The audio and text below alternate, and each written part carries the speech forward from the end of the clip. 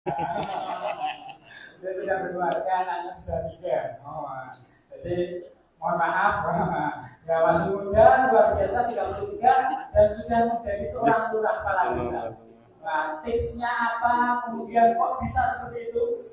Yang seorang muda sudah luar biasa prestasinya. Nah, nanti mungkin beliau bisa cerita dan panjenengan kalau ada pertanyaan nanti silahkan ditanyakan. Ya, biar anak-anak panjenengan generasi penerus kita itu juga bisa seperti beliau. Ya, dalam usia muda sudah memiliki prestasi yang luar biasa. Beliau sudah menjadi kepala desa dari 2019. Ya, jadi 2 tahun lebih begitu. Nah, tentu pengalamannya banyak dan alhamdulillah ini menjadi suatu nikmat yang luar biasa buat kita jamaah Masjid An-Nur karena dihadiri oleh beliau. Ya, beliau juga lulusan dari pondok pesantren, tentu ya ilmu agamanya juga luar biasa. Maka nanti monggo, ya, apa yang belum kita ketahui, apa yang beliau sampaikan kita dengarkan baik-baik untuk menjadi inspirasi kita bersama untuk bisa menjadikan generasi kita berikutnya sama seperti beliau. Nah, siap ya insya Allah. Maka hari ini kita dengarkan beliau secukupnya Ustaz. Monggo sebanyak mungkin disampaikan inspirasi ilmu-ilmunya disampaikan ke jamaah Masjid Al-Daulah biar ya semuanya termotivasi. Ya, biar nanti yang muda-muda itu tampil begitu ya. Ada yang jadi lurah, siapa tahu nanti ada yang lebih dari lurah itu kan luar biasa. Nah, insya Allah begitu. Ya, insya Allah begitu. Baik, tidak panjang lebar. Waktu dan tempat kami persilakan, kami ajukan pada beliau. Nama beliau juga Ustaz Haji Yusuf Aziz Rahman. Saya Pak. Untuk yang lain-lainnya nanti biar beliau bisa taruh perkenalan sendiri. Biar waktu dan tempat sepenuhnya kami ajukan.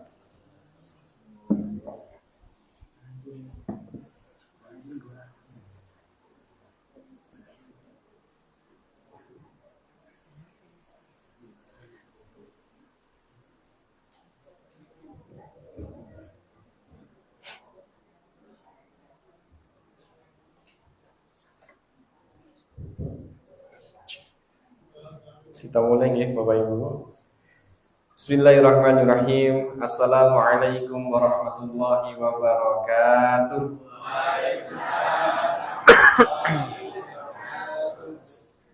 Innal hamdalillah nahmaduhu wa nasta'inuhu wa nastaghfiruh wa nastahdihi wa na'udzu billahi min shururi anfusina wa min sayyiati a'malina may yahdihillahu huwal muhtadi wa may yudlilhu falan tajid lahu waliyan mursyida. Allahumma shalli wa sallim wa barik ala Muhammadin wa ala alihi wa ashabihi wa man ihtada bi hudahu ila yaumil qiyamah, amma ba'dah. Allahumma la sahla illa ma ja'altahu sahla wa anta tajalul hazna idza syi'ta sahla. Allahumma inna nas'aluka ridhaka wal jannah wa na'udzubika min sakhatika wan nar.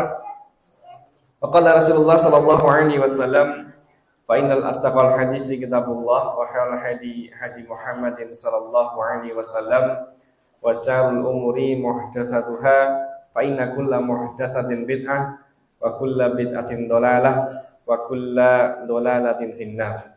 Amma ba'du, sadaqallah wa sadaqa Rasul. Allahumma arhamna bil Qur'an. Ma'asyiral muslimin wal muslimat rahimani wa rahimakumullah. Bapak-bapak, ibu-ibu yang dirahmati oleh Allah Subhanahu wa taala, yang saya hormati Pak RT. Belum kenalan tapi sudah tahu tadi kenalannya. Kula dados kepala desa, lah saya dados RT Pak gitu. Tidak apa-apa, saat ini jadi RT, nanti ke depan jadi kepala desa juga. Dari masjid ini harus lahir para pemimpin-pemimpin yang istiqomah dalam perjuangan Islam. Setuju Bu? Kita doakan bersama insyaallah, amin. Bapak Ibu yang dirahmati oleh Allah, mohon maaf tidak bisa menyebutkan namanya satu persatu. Yang semuanya saya doakan mudah-mudahan mendapatkan rahmat dan kasih sayang dari Allah Subhanahu wa taala.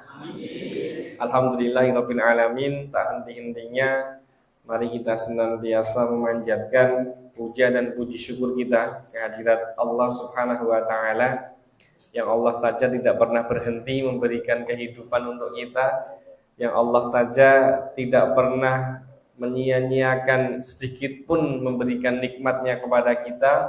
Lalu siapakah kita yang kadang-kadang diminta bersyukur saja susahnya luar biasa. Allah dengan kasih sayang dan cintanya senantiasa memberikan kepada kita. Lantas siapakah kita yang kadang-kadang membalas cinta dan kasih sayang yang Allah berikan kepada kita saja sangat susahnya luar biasa. Mudah-mudahan bertemunya kita malam hari ini, bermuhajahnya kita malam hari ini, bertolabul ilminya kita pada malam hari ini adalah bagian daripada wujud syukur kita kepada Allah yang insya Allah kelak akan dicatat oleh Allah sebagai ladang pundi amal soleh kita yang akan kita tuai bersama di Yaumul Mizan insyaallah. Amin ya rabbal alamin. Maka tidak ada nasihat yang paling berharga dalam rangka membuka kajian pada malam hari ini, wa tawasau bil haqqi wa tawasau bis sabr. Kita saling menasihatkan dalam kebaikan dan kita juga saling menasihatkan dalam kesabaran. Kenapa? Kalau menuntut ilmu itu harus menasihatkan dalam kebaikan dan kesabaran. Karena kalau menuntut ilmu, bertolabul ilmi, apalagi di rumahnya Allah, majelisnya malaikat, tentu di sana banyak nasihat-nasihat dengan kebaikan. Yang kedua, kenapa kok menuntut ilmu itu harus sabar? Kenapa, Pak? Jenengan lelah mboten, Pak? Capek mboten? Kesel mboten? Nek mboten kesel ra mungkin dosa senderan kabeh ini. Tapi ya enggak apa-apa. Yang namanya bertolabul ilmi, menuntut ilmu itu ya kita harus sabar. Sabar mendengarkan kebaikan, sabar kalau nanti kena semes, sabar kalau nanti kena nasihat. Kadang-kadang nasihat itu menyakitkan, tapi sebenarnya itu hakikatnya untuk kebaikan kita. Seharian sudah berlelah-lelah, berpayah-payah, nyambut damel gitu kan. Kita sudah kerja ke sana kemari cari duit, giliran nanti malam kita harus ikut di pengajian yang diadakan oleh takmir. Ini kan lelah, payah kita.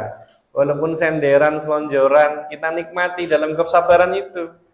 Karena yang namanya ngaji, menuntut ilmu itu ya butuh sabar. Apa sebenarnya yang menguatkan diri kita bersama untuk senantiasa kita mau berada dalam majelis ilmu? Salah satu janji yang disampaikan oleh Rasulullah SAW, man salaka tariqan yaltamisu fihi ilman sahalallahu lahu tariqan ilal jannah.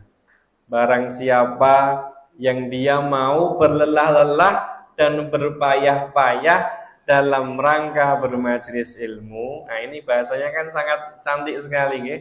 Barang siapa yang mau berlelah-lelah dan berpayah-payah, identik dengan orang yang mau sabar dalam rangka duduk-duduk di majelis ilmu. Karena seharian kita sudah kerja, tentu kita lelah, tentu kita payah. Tapi hati kita, jasad kita hadirkan dalam rangka bermajelis ilmu. Apa janji Rasulullah SAW? Sahalallahu lahu tariqan ilal jannah. Maka kelak lelah dan payahnya kita akan diganti dengan apa? Dengan dipermudah jalan kita menuju surganya Allah. Pak nggih. Jadi ada istilah kata mutiara yang mengatakan bahwa ar-roha fil jannah. Yang namanya istirahat itu sejatinya di surganya Allah.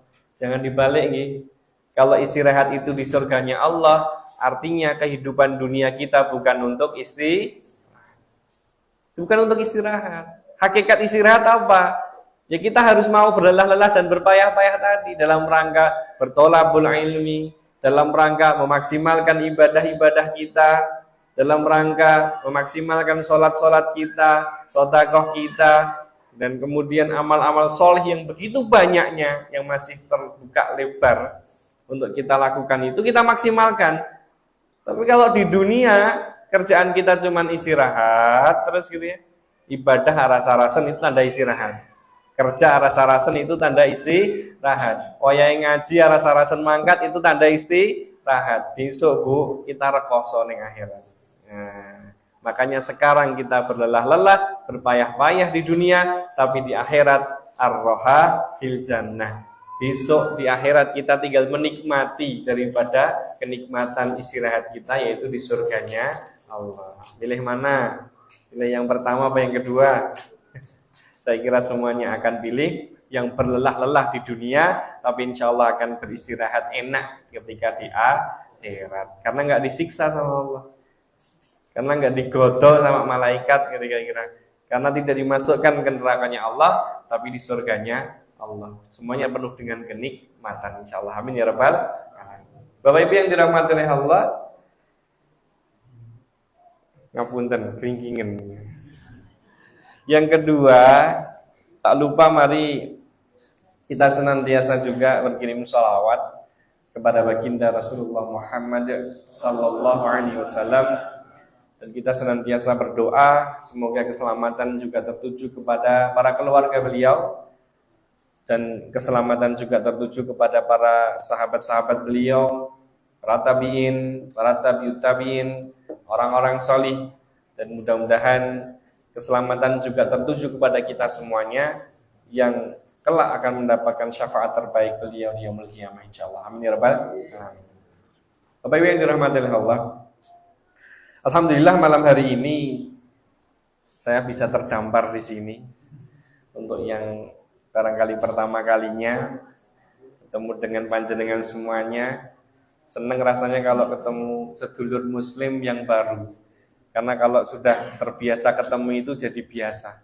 Tapi kalau yang belum pernah ketemu jadi luar biasa. Padahal kula nek ten mriko biasa mawon. Tadi Mas RT menyampaikannya, wah itu Masya Allah luar biasa nggih. Tapi padahal kalau saya di sana itu biasa aja sebenarnya. Bukan siapa-siapa juga begitu. Walaupun ya mendapatkan amanah jadi kepala desa, memang itu amanah yang berat buat kami. Perjalanan kami sangat luar biasa panjang. Bagaimana kemudian menumbuhkan sisi-sisi religi di desa itu juga tidak mudah. Maka kemudian Allah mentakdirkan kami yang harus dicemplungkan oleh para asatid-asatid kita. Alhamdulillah ala kulli hal di lingkungan kami itu ada pondok pesantren Imam Suwodo.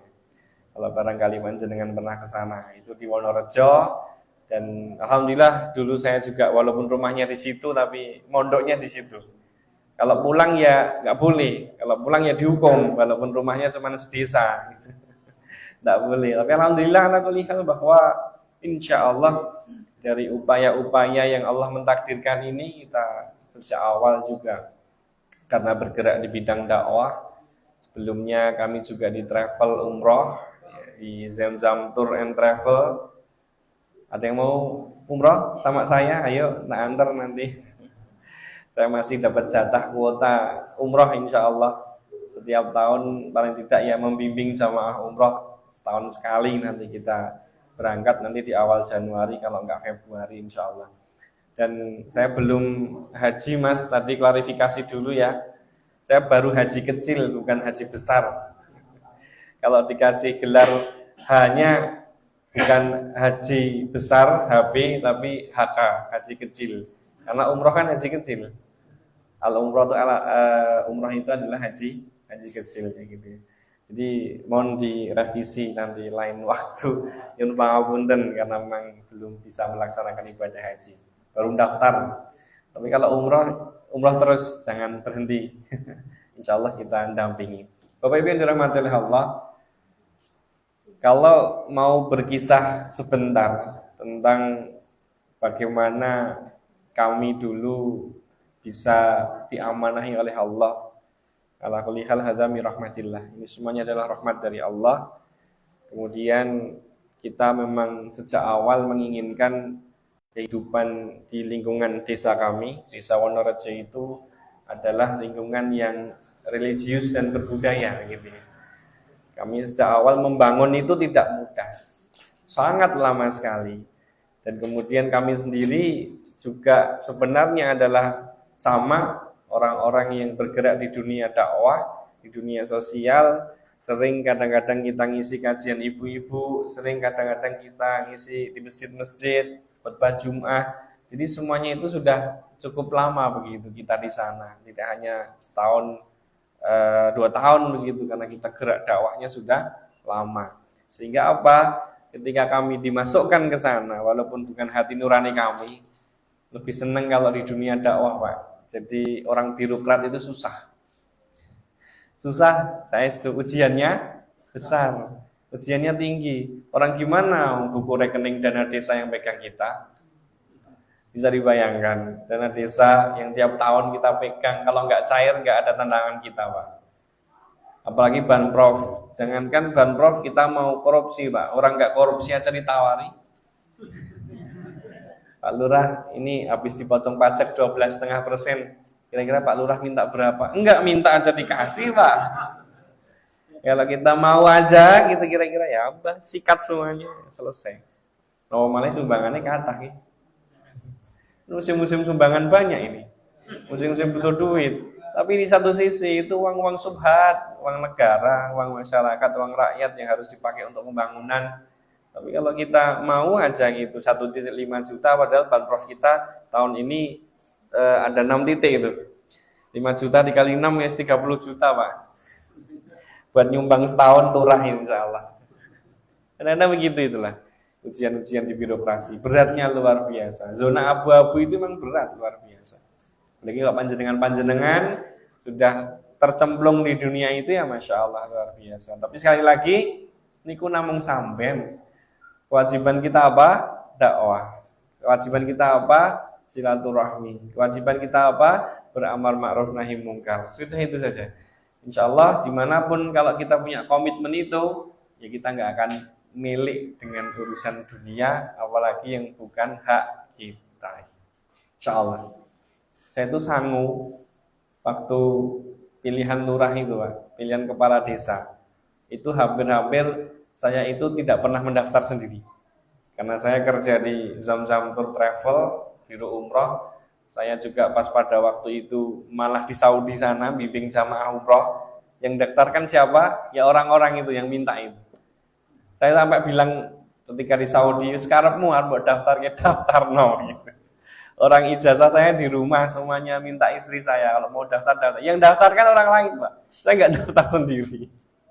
Karena memang bukan keinginan saya sebenarnya. Kalau sudah keinginan masyarakat yang menghendaki, keinginan rakyat yang menghendaki untuk merubahan ke arah desa yang lebih religius begitu, yang mintanya ya harus dituruti. Banyak pulang-pulang sudah terdaftar, tinggal ngikuti. Karena sangu saya itu cuma sekitar 20 juta, Pak, dulu, Pak. Nggak banyak gitu. Kalau di sini berapa ini kalau pilihan? 2M. Aduh. Saya 20 juta, Pak, sampai pelantikan. Dan biaya saya keluar 1 bulan untuk lek-lekan malam itu lebih sedikit daripada biaya pelantikan saya, Pak. Jadi uang saya habis itu untuk pelantikan. Kenapa? Karena yang ikut, Masya Allah, dinyewake bis, nggak nyewake bis ya. Karena banyaknya warga yang ikut pengen lihat pelantikan. Nek ora disewake bis, tidak disiapi konsumsi, makan ya nggak enak. Nggak enak kok kebangetan padahal aku yuran di duit. Uang 20 sampai 25 juta saya masih ingat. Itu paling habis untuk beli gula teh saja nggak seberapa. Karena sudah tiap malam ada yang absen. Kok bengi menunya apa Mas Lurah? Sampai ada asisten itu, sampai ada teman itu yang gaweanin jadwal. Jadi nanti ibu ini malam ini buatkan nasi goreng, ibu ini nanti malam ini buatkan mie goreng dan lain sebagainya sampai sebulan penuh. Jadi saya nggak masak, Pak. Kadang-kadang saya cuma ngeliwat nasi aja. Nanti ngeliwat nasi tak bawain lele goreng, nanti ngeliwat nasi tak bawain lala bakar, kayak gitu aja udah. Paling nasi itu pun juga sumbangan sama tetangga-tetangga warga itu aja. Jadi praktis 20 sampai 25 juta itu habisnya di pelantikan, beli pakaian putih-putih itu Pak mahal. Habis 5 juta lebih saya. Buat pelantikan itu yang putih-putih itu, Masya Allah. Itu lebih mahal daripada beli gula saya. Ya buat beli perlengkapan makan minum sama nyewa bis itu habisnya ya banyak. Tapi ya nggak apa-apa, orang kita nggak pakai uang, orang masyarakat yang menginginkan semuanya itu, memang tandemnya yang lain nggak pakai uang, sepertinya pakai gitu. Karena ketahuan sama Panwas ada yang pakai uang begitu kan, tapi nyatanya nggak jadi. Sekali lagi membangun peradaban Islam itu ya mulai sejak dini. Sudah lama kita syiarkan tentang agama, sudah lama kita saling menasehati, sudah lama kita ngisi-ngisi pengajian, sudah lama kita silaturahmi kepada warga dengan konsep-konsep memberikan bantuan-bantuan sosial, mikir anak yatim, mikir janda duda duafa, itu kan santunan anak yatim, santunan janda duda duafa, itu juga konsep-konsep yang kemudian dibangun sebelum pilihan, dan itu pun lama gitu. Dan niat saya dulu ya dakwah, bukan kok nanti di 2019 terus pilihan lurah ikut nyago lurah gara-gara kita niatnya enggak gitu juga.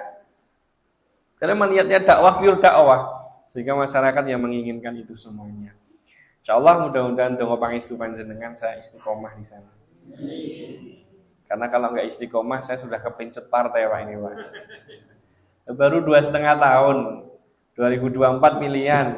Sudah ada 3 partai yang lamar saya jadi suruh nyalek di dapil 5 ini, Polokartomo 8. Bahkan ada partai yang sudah tidak usah pakai uang, disangoni 500 juta, saya suruh gantikan beliau mau ke wilayah, ke provinsi, ini gantiin kan enak. Dia padahal punya suara 10.000 Pak. Saya cuman gantiin aja, dikasih sangu 500 juta, gak usah kampanye saya jadi Pak. Namanya juga gantiin. Dia punya suara 10.000. Kalau gantiin kan pasti jadi. Wis ngono wae disangoni 500 juta. Gak dikit loh, Pak. Tapi partainya partai nasionalis, Pak. Saya enggak mau. Kalau saya enggak sikoh terhadap dakwah, karena saya kalau pakai partai itu kemungkinan saya enggak bisa dakwah. Susah untuk dakwah. Makanya saya tinggalkan. Walaupun disangoni, walaupun ya dunia. Sudah. Partai yang satunya juga begitu, sama lamar. Yang terakhir baru seminggu terakhir, pas Jumat malam seminggu yang lalu, satu partai juga mendatangi saya, bahkan suruh nyalek. Setelah nyalek nanti, karena awal nyalek itu pilihannya di awal tahun 2024. Kalau nggak salah Februari Maret, nanti di akhir tahunnya itu pilihan bupati. Saya suruh maju di Cawapres. Itu partai itu Pak, sudah ngiming-ngiming kayak gitu. Saya jawab, buatan amanah saya sampai 2025 ya jadi kepala desa. Tak rampung desa, saya bilang gitu. Karena ya selesai kalau ngikuti urusan partai. Itu kenikmatan tapi dunia. Saya mau bertahan dulu dengan menikmati urusan dakwah dulu gitu. Insyaallah Bapak Ibu sekalian, donga pangestu panjenengan saya bisa istiqomah nanti di jalan ini. Bapak Ibu yang dirahmati oleh Allah Subhanahu wa taala, itu sedikit sekelumit tentang saya untuk saling ta'aruf, karena tak kenal ya maka ta'aruf begitu ya. Biar kenalan dan kita tahu antara satu dengan yang lainnya. Insyaallah jadi keluarga di dunia dan jadi keluarga di akhirat. Mbok menawi besok tidak menemukan saya di surga, paling tidak saya pernah ngisi di masjid ini, jenengan goleki kula Pak nggih. Kan bisa gitu. Saudara yang dulunya sama-sama kehidupan dunia, tapi kok ditunggu kok digoleki ning akhirat, di surga kok gak datang-datang kemana? Mungkin masih nerima hisabnya Allah dari dosa-dosa saya barangkali, ya kita nggak tahu. Makanya kemudian besok semoga kita jadi keluarga di akhirat juga di surganya Allah. Bapak Ibu yang dirahmati oleh Allah, ada satu janji Allah. Sekarang kita masuk materi Bapak Ibu. Ada satu janji Allah Subhanahu wa taala di dalam Al-Qur'an tentang satu konsep yang harus kita pahami tentang memahami hidup ini.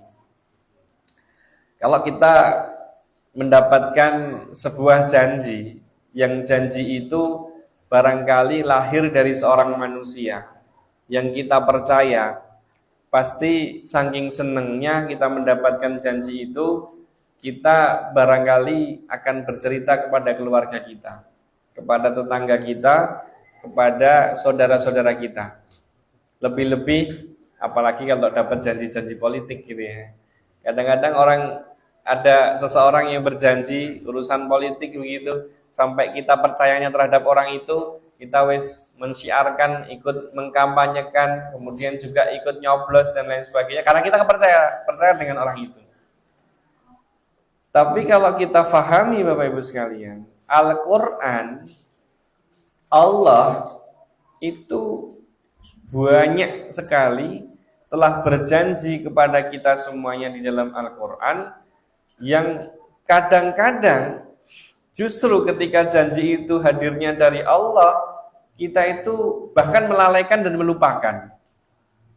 Dan seakan-akan ketika janji itu hadir dari seorang manusia kita percaya, sedangkan janji itu ketika hadirnya dari Allah kita lalai dan kemudian kita tidak mengikuti atau tidak percaya terhadap janji Allah. Padahal di dalam Al-Quran sudah banyak sekali.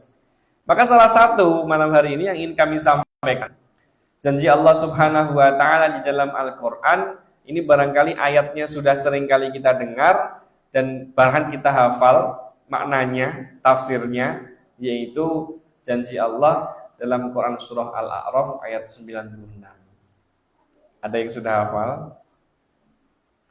Kalau ada yang hafal, silahkan dilafalkan, nanti tak kasih hadiah. Hadiahnya apa nih? Wedang jeruk. Ada yang sudah hafal? Allah berfirman, A'udzubillahi minasyaitonirrajim, Bismillahirrahmanirrahim. Walau anna ahlal qura amanu wattaqau la fatahna 'alaihim barakatim minas sama'i wal ard walakin kadzdzabu fa akhadnahum bima kanu. Kalau sudah dengar ayatnya pasti hafal.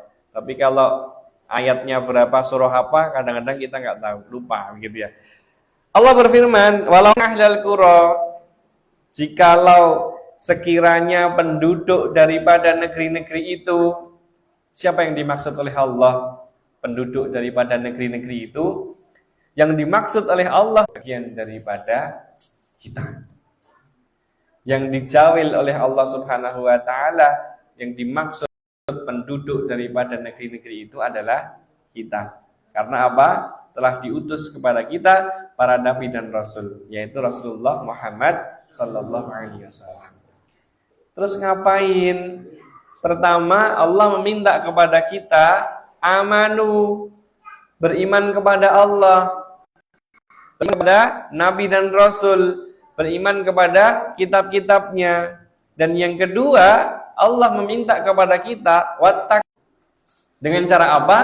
Bertakwa kepada Allah dengan cara kita meninggalkan kemaksiatan-kemaksiatan. Bertakwa kepada Allah dengan cara kita meninggalkan perbuatan-perbuatan dosa, perbuatan-perbuatan kekufuran yang sia-sia. Maka atas perbuatan yang mereka kerjakan sendiri. Bapak Ibu, ini juga bahasa yang sangat cantik dari Allah. Allah akan mengazab, menyiksa kepada mereka yang mukadzib, orang yang berdusta, mendustakan daripada apa? Keimanan dan ketakwaannya kepada Allah, disebabkan atas perbuatan mereka sendiri, bukan perbuatan orang lain. Bapak Ibu, ada yang punya kolesterol? Semua punya. Ada yang punya asam urat, ada yang punya sakit gula. Kira-kira Bapak Ibu, kalau kita sakit kolesterol, sakit asam urat, sakit gula, itu kira-kira yang berlebihan makan minum kita apa istri kita? Kita apa suami kita? Kita sendiri kan? Kita sendiri. Nggak ada cerita suaminya sakit, sakitnya kolesterol, sakitnya asam urat, sakitnya gula, yang berlebihan makan istrinya nggak ada cerita. Pasti dirinya sendiri. Maka sebab-sebab diazabnya dan disiksanya orang-orang yang dia mendustakan keimanan dan ketakwaannya kepada Allah, artinya dia bermaksiat kepada Allah itu ya atas perbuatan mereka sendiri, bukan perbuatan orang lain. Lalu beda konteks ketika kita memahami kitanya sudah mapan, kitanya sudah baik, kitanya sudah amanu wa taqau, kita sudah beriman kepada Allah. Dan lantas kemudian ketika Allah berikan siksaan dan azab kepada suatu kaum, lantas kita yang baik-baik ini kena juga imbas daripada siksaan dan azab itu, ya barangkali kita belum memaksimalkan apa yang namanya dakwah amar ma'ruf nahi mungkar. Kalau kita sudah beramar ma'ruf nahi mungkar, mengajak yang baik dan mencegah kepada kemungkaran, insya Allah kita tidak akan pernah terkena siksa imbas daripada azab atau siksaan dari Allah. Kalaupun kita kena, artinya kita termasuk bagian orang-orang yang mati syahid. Gitu ya, bisa dipahami. Bapak Ibu ma'asyiral muslimin rahimani wa rahimakumullah. Kira-kira pilih yang mendapatkan lafatahna alaihim barokati minas sama'i wal ard, limpahan berkah yang Allah turunkan baik itu dari langit maupun dari bumi, apa sebaliknya fa'akhadnahum bima kanu yaksibun, pengen mendapatkan azab yang diberikan oleh Allah atas perbuatan kita sendiri. Tentu pasti pilih yang pertama, betul? Apalagi ibu-ibu pasti pilih yang pertama, karena ibu-ibu nggak mau diduain, ya kan? Ibu-ibu pasti pilih yang pertama, nggak mau pilih yang kedua. Jadi sekarang pertanyaannya, kalau kita pilih yang pertama syaratnya namun kalih Bapak Ibu, hanya dua. Apa itu? Amanu wattaqwa. Kita beriman kepada Allah dan kita bertakwa kepada Allah. Beriman kepada Allah, beriman kepada Rasulullah, beriman kepada kitab-kitab, dan kita bertakwa kepada Allah dengan cara kita meninggalkan kemaksiatan dan dosa-dosa. Maka pertanyaan selanjutnya, sampun napa dereng? Kira-kira kita itu beriman kepada Allah. Sudah apa belum Bapak Ibu? Sudah atau belum? Kok ragu-ragu menjawab? Sampun napa dereng? Sudah? Sudah. Insya Allah kalau yang berada di masjid ini sudah. Pertanyaannya yang kedua, sudahkah kita bertakwa sama Allah? Sampun napa dereng? Tidak berani jawab juga. Kita ini jamaah malu-malu ya.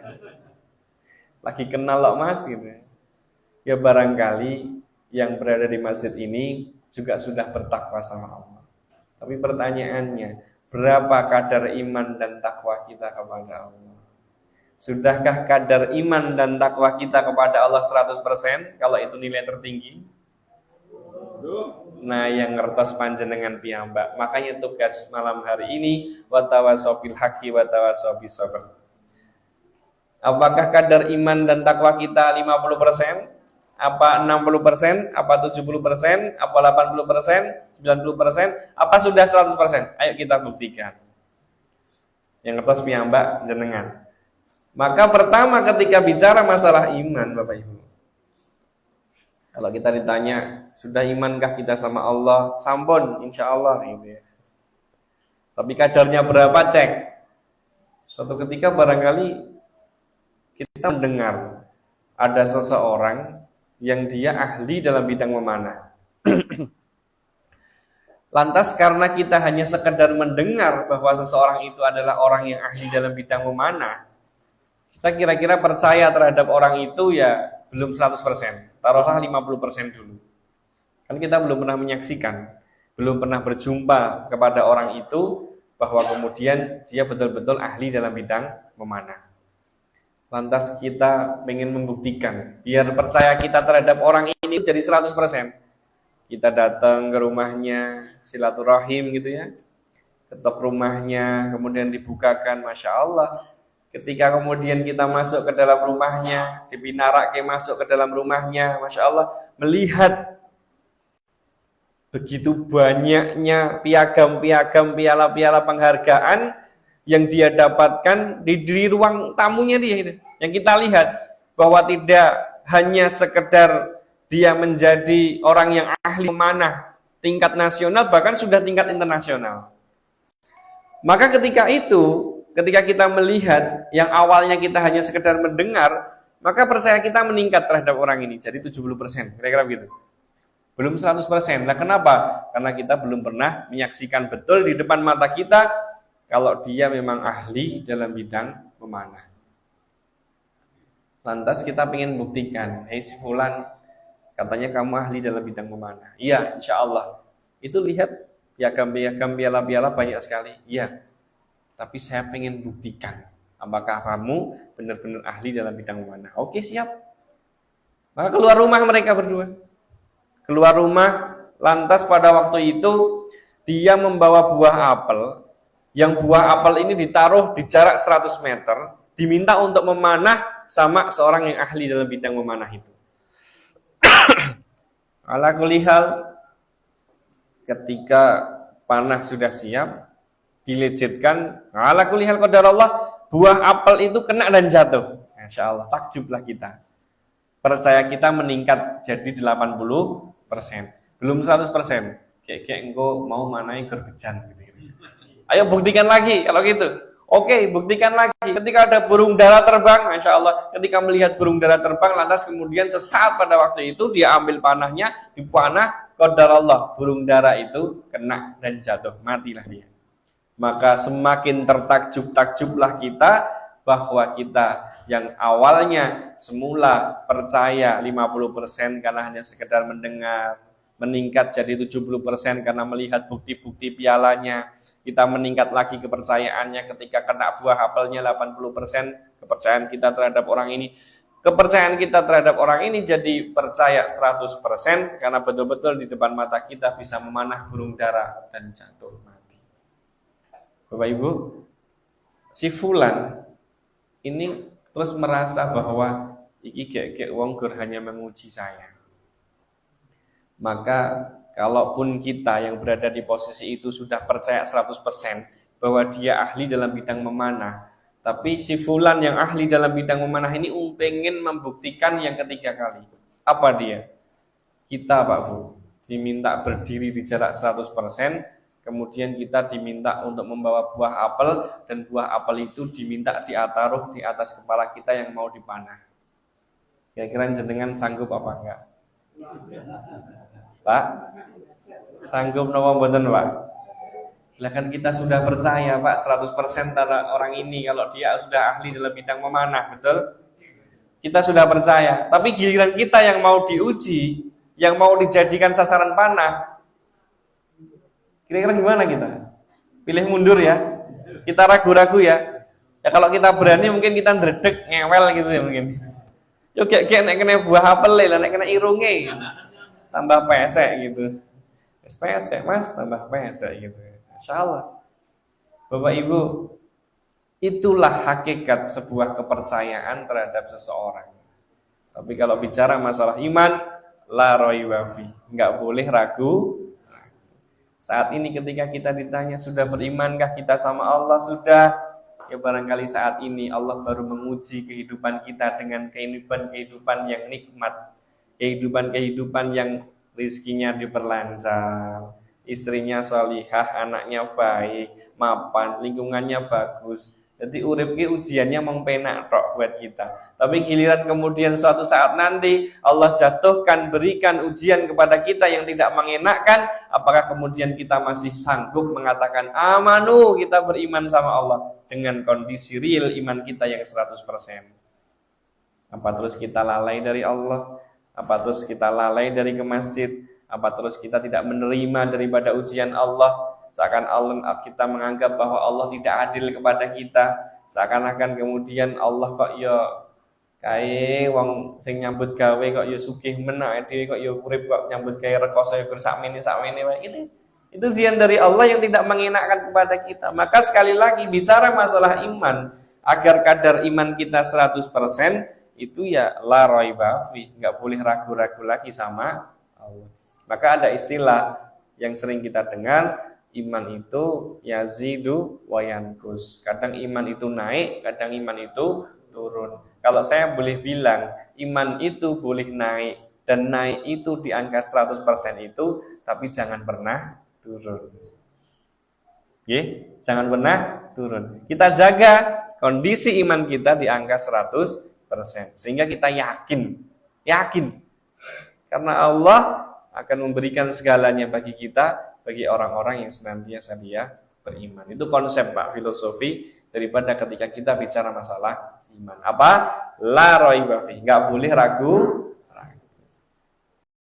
Apapun yang kita terima, Allah. Apapun yang kita kondisi saat ini, Allah. Apapun yang kemudian suatu saat nanti berikan kebaikan yang menurut kita baik, mengenakkan, atau yang menurut kita kemudian itu tidak mengenakkan hidup kita, Allah. Karena Allah ingin mengangkat derajat-derajat kita di dunia, karena kita akan dimasukkan derajat tertinggi yaitu di surganya Allah, gitu. Jadi kita amanu, tetap yakin. Yang kedua, Syaratnya apa tadi? Wattaqau, bertakwa sama Allah. Maka benar pertanyaannya tadi, sudah takwa belum? Insya Allah sudah. Tapi kadar takwa kita sama Allah sampai berapa? Sampai 50% kah? 60%? Ngepenten sing 20% malahan. Insya Allah mudah-mudahan enggak.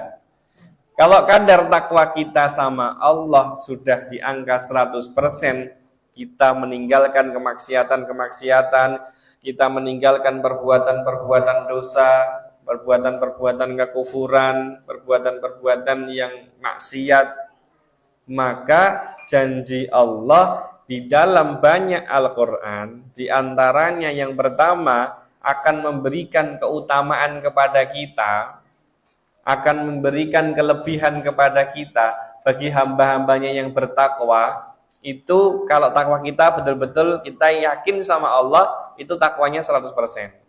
Monggo, sekali lagi kita muhasabah diri kita masing-masing. Yang pertama, Allah akan berjanji kepada orang-orang yang bertakwa di dalam Quran surah At-Tolak ayat 2 sampai ayat 3. Apa bunyinya? Wa may yattaqillaha yaj'al lahu mahraja wa yarzuqhum min haitsu la yahtasib. Apabila kita bertakwa kepada Allah, Allah akan memberikan kelapangan hidup. Yang pertama. Sekarang pertanyaannya, tadi ngakunya sudah bertakwa, tapi kira-kira sudahkah kita diberikan kelapangan hidup sama Allah? Bapak Ibu, pun apa dereng? Hidup kita sudah lapang apa belum? Sampun? Teninin? Sudah. Kalau tenanan mungkin nggak serius ya. Teninin ini harus serius gitu. Teninin Bu, sudah lapang hidupnya. Kok kemarin saya dengar katanya ada tetangganya beli kulkas kok terus ngambek sama suaminya, kayak lupa tanggane tuku kulkas mosok kowe ra iso numbase kulkas. Tetangganya beli TV baru kayak lupa tanggane tuku TV mosok kowe ra iso nuku TV. Tanggane tuku mobil kayak malah gitu kan, malah penak dong kita tinggal beli es batu di rumah tetangga, enggak usah pajak listrik. Mau lihat TV ke rumah tetangga kan boleh kan. Kalau kemana-mana malah butuh mobil tinggal pinjem, tinggal nunut, nggak usah bayar pajak, nggak usah ikut-ikutan servis kan gitu, mahal soalnya. Bapak Ibu, bicara masalah kelapangan hidup itu bahasa sederhananya. Kalau kita itu melihat orang lain bahagia, kita juga nderek ikut bahagia. Kalau kita ikut melihat orang lain yang susah, kita juga ikut susah. Jangan dibalik. Kalau saudara kita, tetangga kita bahagia, giliran kita malah susah. Enten Bu, mriki. Kata ini jujur banget, masya Allah. Tidak apa-apa saat ini jujur, besoknya enggak. Sudah enggak gitu lagi. Jadi kita melihat saudara kita bahagia, kitanya malah susah. Giliran saudara kita susah, kitanya malah bahagia. Nah, itu yang namanya kita belum lapang dalam rangka menjalani hidup. Kalau hidup kita sudah lapang ya tadi, saudara ini susah ya Pak EDW melu susah. Kalau saudaranya, tetangganya bahagia, kita nderek ikut bahagia. Itu tandanya legowo, hatinya berlapang dada. Ini namanya tanda bahwa Allah memberikan kelapangan hidup untuk kita. Insya Allah, mudah-mudahan kita belajar untuk hidup kita biar jadi lapang. Yang kedua, janji Allah apa tadi? Wa yarzuqhum min haitsu la yahtasib. Setelah Allah memberikan kelapangan hidup untuk kita, Allah akan memberikan jalan rizki dari arah yang tidak disangka-sangka. Pernah Pak mendapatkan rizki dari arah yang tidak disangka-sangka?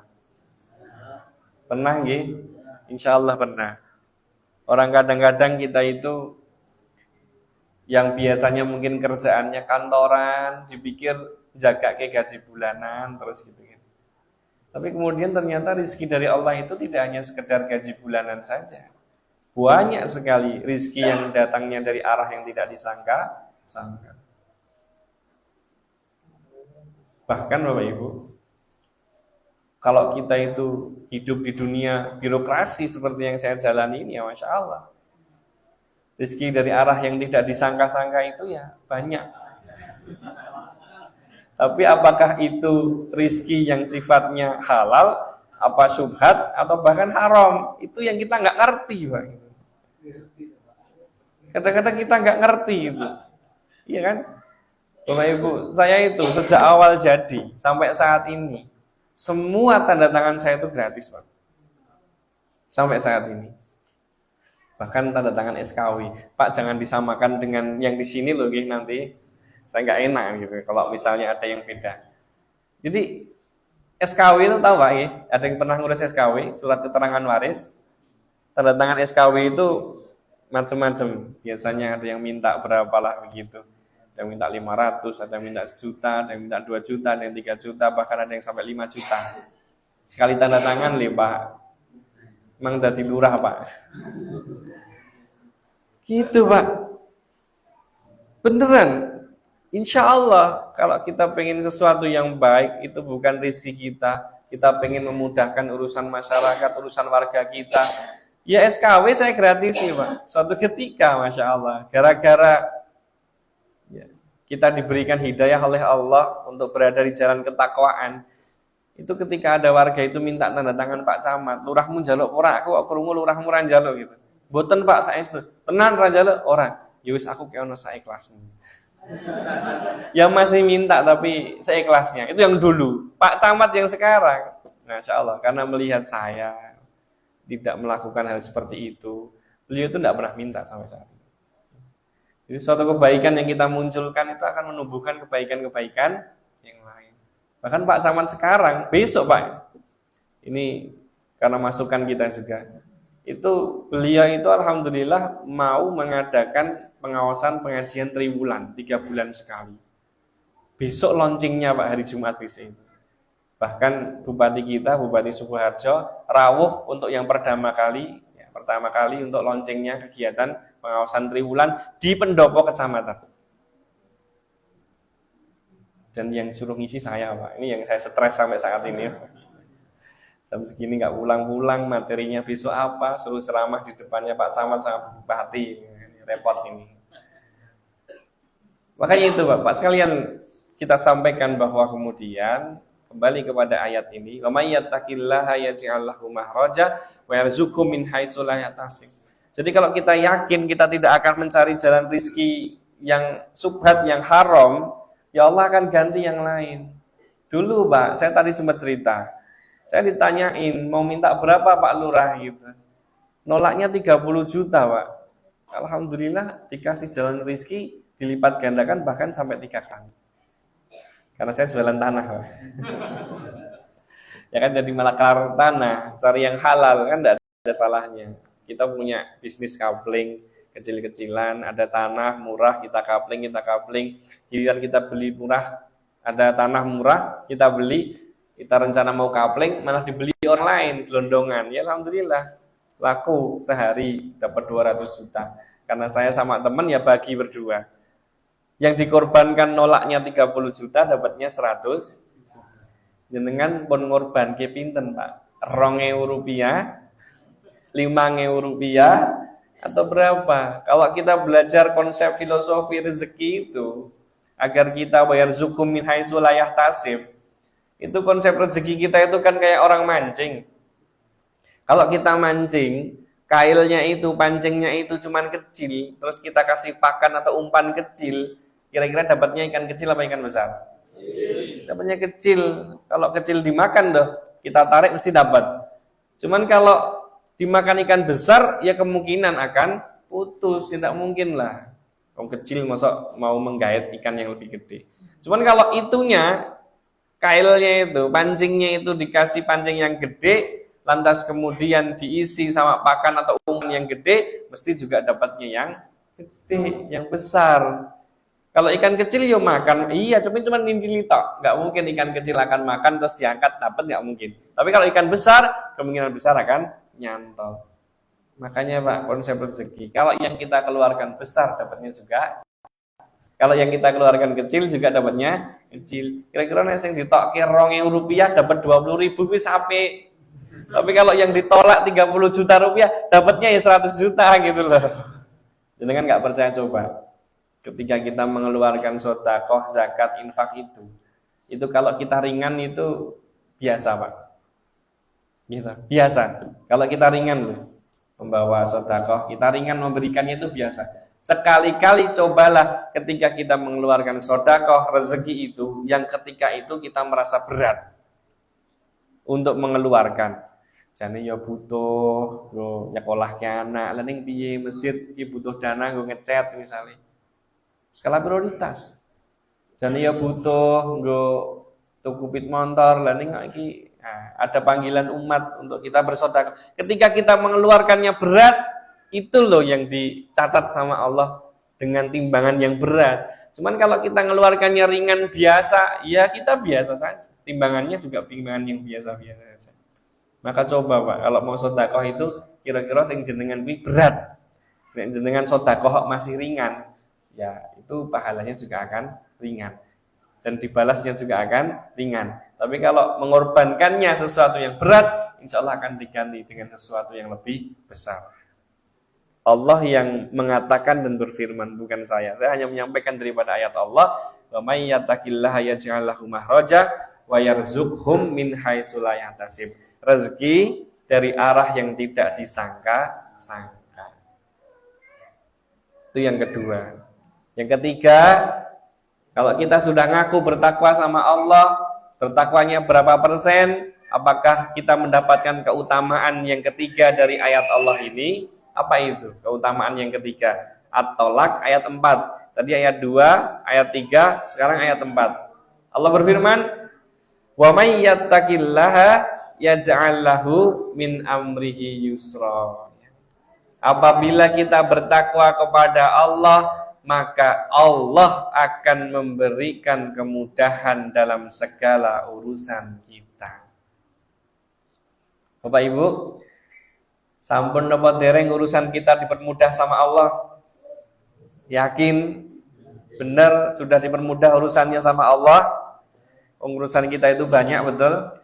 Dari sejak kita tidur, ya, bangun tidur kita harus sudah bersiap-siap sholat pada subuh, kemudian kita bersiap-siap untuk kerja, ya, mandiin anak, persiapan, prepare, makan dan lain sebagainya. Belum urusan kemasyarakatan, pekerjaan kita, belum urusan ngaji kita. Masya Allah, urusan kita yang begitu banyaknya saja. Kadang-kadang masih sering kali orang itu sok ngurusi urusan orang. Yaitu termasuk jenengan apa buatannya? Ya kalau kita takmir yang ngurusi urusan jamaah itu wajib, penting itu. Kita sebagai kepala desa, Pak RT gitu kan, ngurusi urusan warganya, yaitu emang amanah yang harus dikerjakan. Cuman kalau kira-kira urusan itu bukan kita ikut campur, harus ikut campur, enggak usah diurusi, enggak usah Pak, urusan kita sudah banyak kok. Ngapain ngurusi urusan orang lain? Ikut campur urusan orang lain.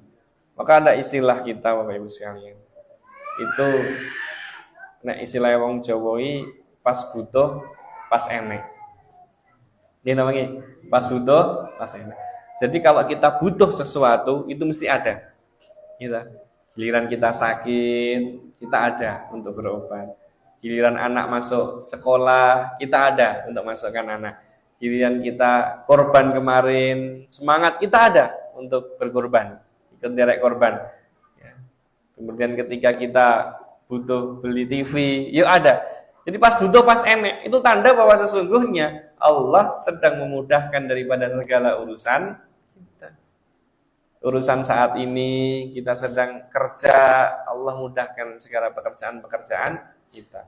Ketika kita sedang sekolah, Allah mudahkan pekerjaan urusan sekolah kita. Ketika sedang ngurusi umat seperti ini, Allah mudahkan untuk menggayat personal baru yang mau ke masjid. Ini semuanya Allah akan mudahkan. Asal nawaitu kita bersama adalah wa may yattaqillaha yaj'al lahu min amrihi yusra. Niat kita meningkatkan ketakwaan kita dan mengajak sesuatu atau seseorang menjadi lebih baik. Itu Allah akan mudahkan segala urusan kita. Yakinlah sama Allah. Tergantung kita. Tadi saya sampaikan, ketakwaan kita kadarnya berapa? Kalau kadarnya sudah 100%, betul-betul kita bertakwa, janji Allah kok ini. Allah akan mudahkan segala urusan itu, pasti gitu. Nggak akan diingkari sama Allah. Itu yang ketiga. Yang keempat, sampai jam berapa Mas? Sudah 8:30 nih, tadi katanya sampai 8:30 ya Pak. Ya wes dicepet nih. Yang keempat, Al-Anfal ayat 29. Allah berfirman, ini akan diberikan keutamaan ini kepada orang-orang yang bertakwa. Ya ayyuhalladzina amanu in tattaqullaha yaj'al lakum furqana. Wahai orang-orang yang beriman, jikalah kamu bertakwa kepada Allah, maka niscaya Allah akan memberikan cahaya furqan. Apa itu cahaya furqan? Cahaya furqan itu orang yang mampu membedakan mana yang hak dan mana yang batil. Dados kula panjenengan menika ngertos mampu membedakan pundi ingkang bener, pundi ingkang salah. Sampun napa dereng, Pak? Sampun? Insyaallah sampun. Ibu-ibu pilih nonton sinetron apa pengawasan, Bu? Bu? Nek malam hari ini pilih pengawasan, Pak. Tapi kalau besok nggak tahu. Bapak Ibu, itu loh pilihan-pilihan kita. Kita itu hidup sudah zidona abu-abu. Kita nggak ngerti yang mana yang hak, mana yang batil, yang mana kita itu kadang-kadang nggak ngerti. Kadang-kadang cuma ikut karena banyaknya orang ikut di dunia-dunia yang, ya mohon maaf, batil, di dunia-dunia kemaksiatan kita elon. Ketika orang ikut sedang di masjid kita elon. Pas berpuasa kita ya elon. Tapi di satu sisi pas ada urusan-urusan campur sari, campur saru, campur sini situ gitu kan, kita yo elon gitu. Nah, ya itu kita tandanya bahwa kita belum bertakwa 100% sama Allah. Kalau kita sudah bertakwa 100% sama Allah, Allah akan memberikan cahaya furqan. Kita mampu membedakan mana yang baik dan mana yang buruk. Jadi nggak ragu-ragu lagi, wah nek aku ninggal ke pengajian kok ora ngerti episode sinetron malam hari ini. Tapi kalau saya tinggalkan sinetron malam hari ini dari ikut pengajian, gue ceritanya piye ra ngerti. Neng omah nonton sinetron, gue bae disindir karo ustadz. Kok yo ra ketok ning pengawasan gitu. Kadang-kadang mungkin kita akan dijejalkan, dihadapkan pilihan-pilihan yang mana kita mau memilih. Akan memberikan janji dan keutamaannya kepada orang-orang yang bertakwa. Bala man awfa bi'ahdihi wattaqa fa innallaha yuhibbul muttaqin. Sebenarnya barang siapa yang menepati janji dan bertakwa, maka sungguh Allah mencintai orang-orang yang bertakwa. Lebih senang mencintai apa dicintai, Bapak Ibu? Dicintai Allah, ya kita minta apapun pasti akan dikasih sama Allah. Kalau sudah dicintai Allah, Allah pasti akan menempatkan diri kita bersama ini di tempat-tempat yang terbaik. Bahkan besok ketika kita tidak ada pun, sudah kembali ke hadirat Allah Subhanahu wa taala, kita akan dibalas dengan surganya Allah karena Allah cinta dengan kita.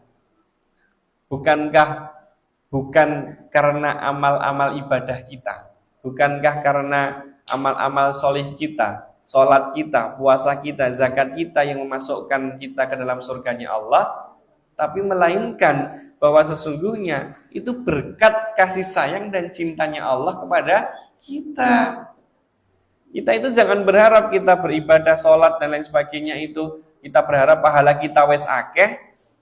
Jangan begitu. Tapi kita sholat, kita ibadah, kita puasa, kita zakat itu untuk mendapatkan cinta dan kasih sayangnya Allah. Karena yang masukkan kita ke surga itu bukan karena ibadah kita, tapi karena cinta dan rahmatnya dari Allah. Nah itu konsepnya begitu Bapak Ibu sekalian. Makanya sekali lagi, ya, agar kita mendapatkan cintanya Allah, maka kemudian kita harus menjadi hamba-hamba yang bertakwa. Takwanya ampun 50% lagi. Sekarang sudah dicas nih yang kira-kira tadi isinya baru 50%, Sekarang sudah 60%, 70%, 80%, 90%, dan kita buktikan menjadi orang-orang yang bertakwa dan beriman kepada Allah yang 100%. Dan jangan pernah boleh turun. Kita jaga ketakwaan dan keimanan kita yang di angka 100% itu ya, agar kemudian kita betul-betul mendapatkan janji Allah, la fatahna alaihim barakatim minas sama'i wal ard. Allah akan limpahkan kepada kita berkah yang akan diturunkan baik itu dari langit maupun dari bumi. Syaratnya kita beriman kepada Allah dan kita bertakwa kepada Allah. Bertakwanya kita kepada Allah sampai Allah pertama memberikan kelapangan hidup untuk kita. Sampai Allah yang kedua, warzuqhum min haitsu la yahtasib. Allah memberikan jalan rizki dari arah yang tidak disangka-sangka. Sampai Allah yang ketiga memberikan kepada kita kemudahan dalam segala urusan. Sampai Allah yang keempat memberikan cahaya furqan. Kita mampu membedakan mana yang hak dan mana yang batil. Yang kelima, sampai Allah mencintai kita. Insya Allah limpahan berkah itu pasti akan kita dapatkan, baik itu dari langit maupun dari bumi. Makasih al muslimin wal muslimat rahimani wa rahimakumullah. Kalau kita mengatakan rumiyin, angin kaulah matur ya, bersilaturahmi, memberikan nasihat-nasihat khususnya kepada diri kami pribadi dan panjenengan semuanya. Insya Allah mudah-mudahan nasihat ini bermanfaat, dan nasihat ini bukan dari saya, tapi nasihat ini dari Allah dan Rasulnya, ilmu ini dari Allah dan Rasulnya. Saya hanya menjadi wasilah untuk menyampaikan saja. Mudah-mudahan Allah saat ini berikan ampunan kepada kita dan berikan banyak pahala kepada kita, dan nanti kita dikumpulkan di surganya Allah Subhanahu wa taala. Amin ya rabbal alamin. Subhanakallahumma wa bihamdika asyhadu an la ilaha illa anta astaghfiruka wa atubu ilaik. Wa akhiru da'wana, assalamualaikum warahmatullahi wabarakatuh.